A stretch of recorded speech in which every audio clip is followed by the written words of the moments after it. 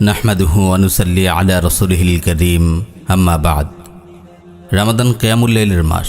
কিয়ামুল লাইল আদায়ের এত সুন্দর সুযোগ আর কোনো মাসে পাওয়া যায় না। সাহরির জন্য একটু আগে ভাগে উঠলেই অনায়াসে ৮-১০ রাকাত কিয়ামুল লাইল আদায় করা সম্ভব।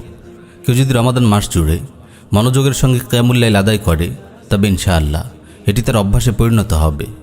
প্রিয় ভাই ও বোন, রমাদানের সময়গুলো একে একে কেটে যাচ্ছে। রমাদানের মোবারক রাতগুলো একে একে শেষ হয়ে যাচ্ছে। আপনার কিয়ামুল লাইল আদায়ের তৌফিক হচ্ছে তো? এমন ভরে ইবাদতের মৌসুমেও যদি আপনি তাহাজ্জুদ পড়তে না পারেন, তবে আর কবে পড়বেন? আল্লাহর প্রিয় বান্দারা রমাদান মাস জুড়ে নিয়মিত কিয়ামুল লাইল আদায় করেন। শেষ রাতের নির্জন প্রহরে জারজার হয়ে আল্লাহ রাব্বুল আলামিনের দরবারে রোনাজারি করেন, গুনাহগুলোর জন্য ক্ষমা চান, জাহান্নাম থেকে মুক্তির জন্য প্রাণ ভরে দোয়া করেন।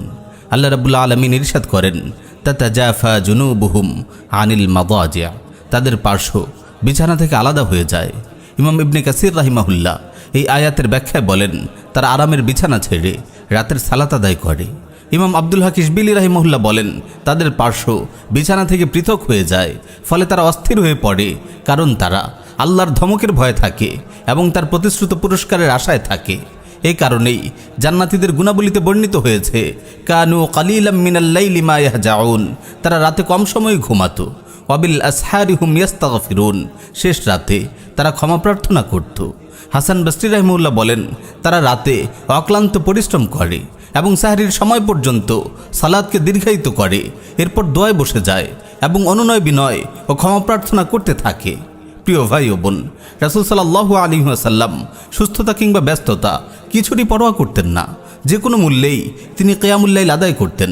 উম্মুল মুমিনিন আয়েশা রাদিয়াল্লাহু আনহা বলেন, কিয়ামুল লাইল পরিত্যাগ করো না, কেননা রাসূল সাল্লাল্লাহু আলাইহি ওয়াসাল্লাম কখনও তা পরিত্যাগ করেননি।